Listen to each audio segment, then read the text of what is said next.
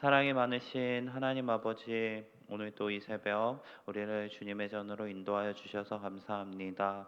하나님, 오늘도 주님의 은혜를 기억하며 하나님의 말씀 안에 거하는 모든 성도 될 수 있도록 그 삶을 인도하여 주시옵소서. 하나님, 오늘도 주님의 말씀을 듣습니다. 주의 말씀이 우리 발의 등이 되게 하시고 우리의 삶을 주님의 뜻으로 인도하는 도구가 되게 하여 주시옵소서. 오늘 하루에 주의 성도들의 삶 가운데도 동행하여 주시옵시고 우리가 어느 곳에 있든지 하나님의 백성 주님의 자녀라는 정체성을 가지고 살아갈 수 있도록 우리 가운데 함께하여 주시옵소서. 항상 우리를 지키시는 예수 그리스도 이름으로 기도드립니다. 아멘. 오늘 함께 보실 말씀 시편 114편 말씀입니다.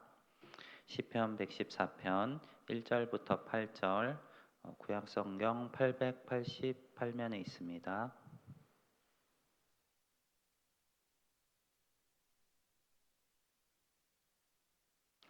시편 114편 1절부터 8절 말씀 한 절씩 교독하도록 하겠습니다. 이스라엘이 애굽에서 나오며 야곱의 집안이 언어가 다른 민족에게서 나올 때에 유다는 여호와의 성소가 되고 이스라엘은 그의 영토가 되었도다. 바다가 보고 도망하며 요단은 물러갔으니 산들은 순양들같이 뛰놀며 작은 산들은 어린 양들같이 뛰었도다. 바다야 내가 도망함은 어찌함이며 요단아 내가 물러가면 어찌함인가. 너희 산들아 순양들같이 뛰놀며 작은 산들아 어린 양들같이 뛰놀면 어찌함인가. 땅이여 너는 주 앞 곧 야곱의 하나님 앞에서 떨지어다.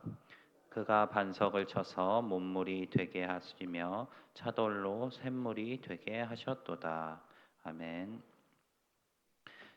오늘 시편의 저자는 이스라엘이 애굽에서 나올 때 그리고 야곱의 집이 언어가 다른 곳에서 나올 때에 유다는 여호와의 성소가 되고 이스라엘은 그의 영토가 되었다라고 선포하면서 시편을 시작합니다.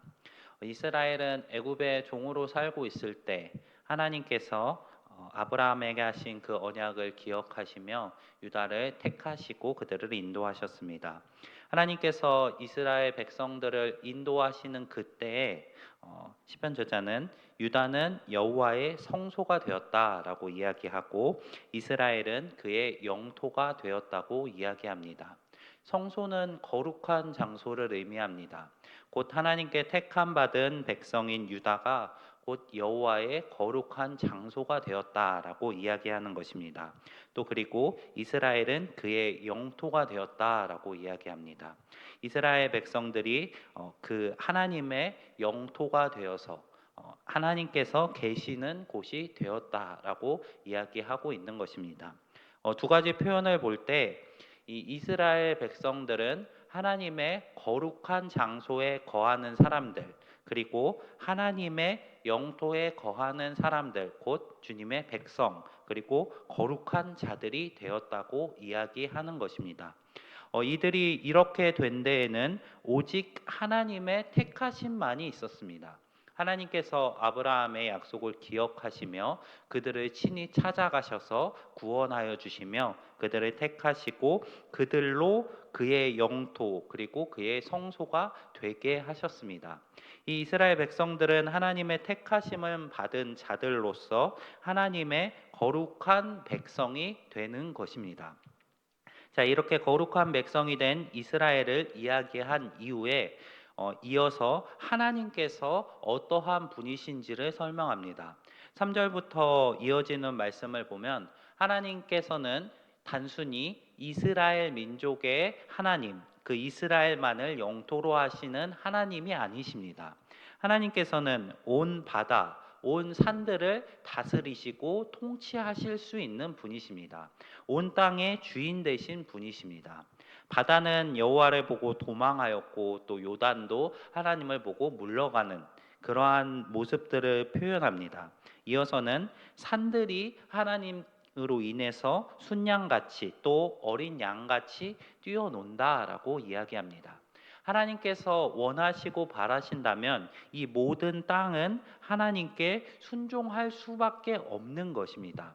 시편 저자는 이러한 모습을 5절과 6절 말씀을 통해 질문의 형식으로 이야기합니다.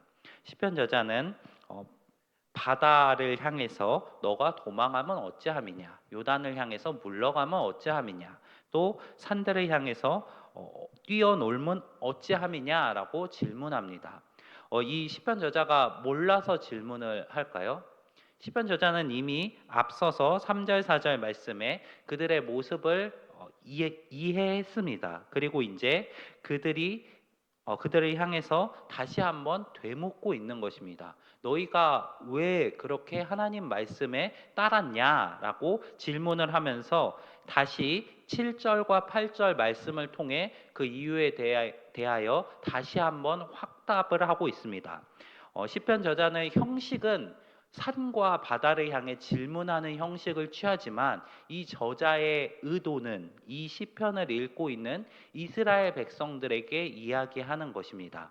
하나님께서 온 바다와 산들을 다스리시는 주가 되신 그러한 모습들을 보여주면서 그 하나님이 어떠한 분이신지를 이스라엘 백성들에게 다시 한번 되새기게 하는 것입니다. 이스라엘 백성들은 이 바다가 도망하고 요단이 물러가는 모습을 이미 경험했습니다. 하나님의 인도하심을 받으면서 그들이 출애굽하였을 당시 홍해가 그들 앞에서 멈추었습니다. 그리고 요단강 역시 그들이 가나안 땅으로 들어오는 당시에 그 강이 물러가는 모습을 이스라엘 백성들은 경험하였습니다. 이스라엘 백성들의 경험에 근거를 삼아서 하나님께서 어떻게 온 천지를 창조하시고 다스리고 계신지를 설명하고 있는 것입니다.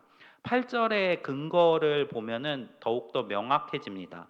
하나님께서 이 바다를 물러가게 하시고 산들을 뛰어놀게 하시는 그러한 모습들의 근거로서 하나님께서 이스라엘 백성들의 역사에서 어떻게 이 땅을 다스리셨는지를 다시 한번 그 근거로 제시하고 있습니다. 그가 반석을 쳐서 못물이 되게 하시며 차돌로 샘물이 되게 하셨도다.